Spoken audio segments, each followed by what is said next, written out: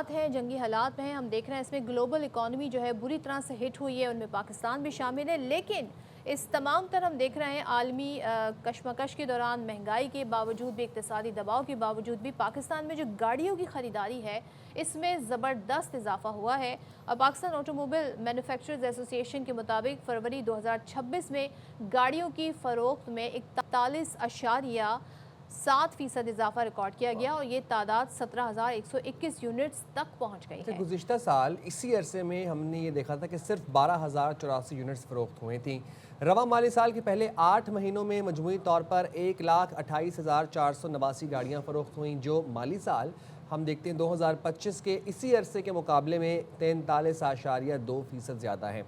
अब 1,300 सीसी और उससे ज़्यादा इंजन वाली गाड़ियाँ जो हैं, जिनमें टोयोटा है 3,102 यूनिट्स फ़रोख्त करके बढ़तरी हासिल की है, जबकि मुतअद्दिद फिर और भी ब्रांड्स हैं, उनका एक क्या नाम है, एक पूरी सीरीज़ है, स्टैट्स हमारे पास मौजूद हैं। तो फिर गुफ्तगू कर लेते हैं, बात कर लेते हैं। मौजूद है automobile expert Mashhood Khan. Thank you so much Mashhood for joining us. बताइएगा क्या वजूहात हैं? इस वक्त तो हम देख रहे हैं कि बड़ी इक़्तिसादी दबाव है, सब जो है अपने बजट को कट कर रहे हैं। ऐसे में पाकिस्तान में गाड़ियों की ख़रीदारी जो है उसमें इजाफा हुआ है पिछले साल की निस्बत। ये इजाफा क्यों हो रहा है? कौन से ऐसे फैक्टर्स हैं जिनकी वजह से इजाफा हुआ है?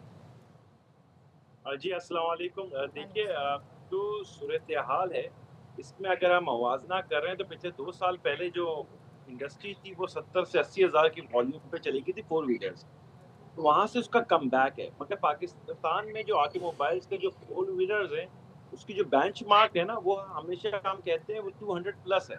हमने जब भी देखा है कि 2 लाख से वो अबव जो है ना इंडस्ट्री को के प्लेयर्स के लिए और उसकी पार्ट्स मैन्युफैक्चर के लिए बड़ा मुस्बत रहा है।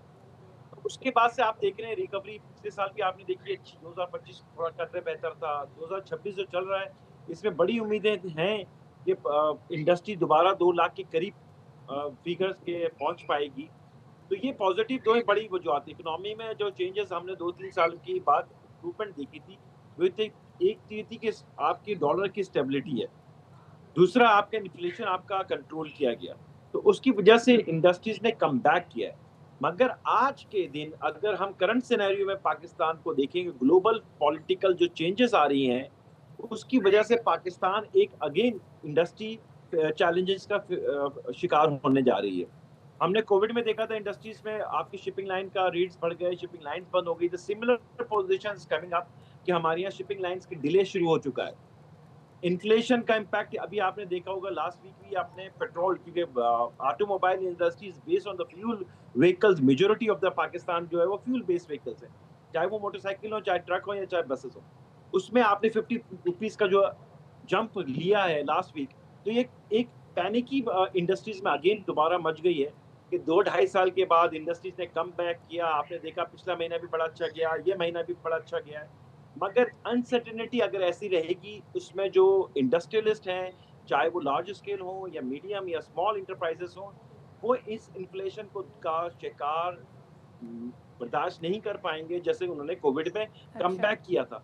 इस वक्त वैसे ही हम बड़ी क्राइसिस के बाद हम एक इम्प्रूवमेंट की तरफ जा रहे हैं। अच्छा मशहूर साहब, ये ये अगर बताएगा इन्फ्लेशन चाइना दोबारा से जो बढ़ता है गाड़ियाँ इस फ्यूल वक्त आ बेसिस रही का, तो हैं इंडस्ट्री उसने को बहुत मार्केट बड़ा में क्या इफेक्ट असर होगा। डाला है? जो चाइनीज़ हम कार्स हम इम्पोर्ट कर रहे हैं, उसके क्या असरात हैं मार्केट में?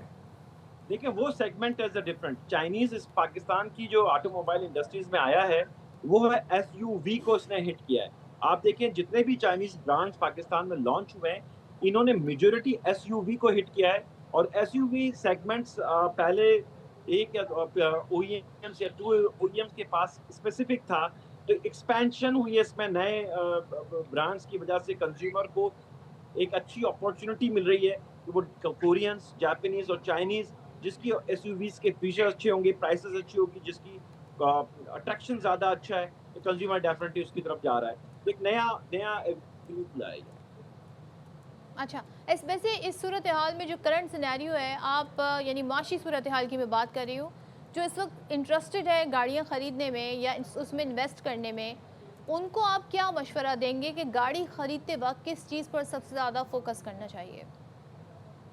देखिए, इस वक्त जो देखिए गाड़ी के दो किस्म के हमारे कंज्यूमर होते हैं। एक कंज्यूमर ये है कि वो जो कैश में इमीडिएटली ले लेता है। दूसरा जो है हमारा सबसे बड़ा कंज्यूमर, वो बैंक फाइनेंसिंग के थ्रू आता है। वो बैंकिंग की फैसिलिटीज अवेल करता है और हमारा व्हीकल्स इंडस्ट्रीज में कंज्यूम करता है व्हीकल्स।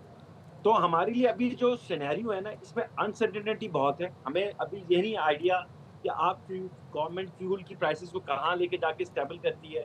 डॉलर की जो न्यूज़ है कि डॉलर आपकी अनस्टेबिलिटी आती है, ये जो अनसर्टेनिटी है ये सिर्फ कंज्यूमर के लिए नहीं बल्कि इंडस्ट्रीज के लिए भी बहुत बड़ा चैलेंज होगा। तो अभी हमारा बड़ा इसमें पैनिक ही नहीं हमने पहुंचानी, हमने गवर्नमेंट से भी ये कह रहे हैं, government be relax, be positive, you have to go back one step and think about कि हम इसको हैंडल कैसे करें। कोई एक डिसीजन इंडस्ट्रीज को 10 साल पीछे ले जाएगा। तो हमें इंडस्ट्रीज के लिए जो फैसले करने हैं, आप इंडस्ट्रीज को ऑन बोर्ड लेके करें। इसी तरह कंज्यूमर के लिए भी हमारे लिए है कि कंज्यूमर रिलैक्स रहें। बजट अभी आने वाला है, बजट पॉलिसीज आने वाली हैं, काम रहें, कोई ऐसी पैनिक ही नहीं करें कि हम हर चीज़ को इमीडिएटली चाहते हैं कि हमें हासिल हो जाए। पेशेंस के साथ चलते हैं, हमें इस वक्त सब्र का दामन नहीं छोड़ना चाहिए और गवर्नमेंट से भी यही दरख्वास्त है कि सब्र का दामन ना छोड़ें, इंडस्ट्रीज को ऑन बोर्ड लें, पॉलिसी उनके साथ मिल के बनाई जाए। ठीक है, बहुत शुक्रिया मशहूद खान साहब, आपने प्रोग्राम के लिए वक्त निकाला।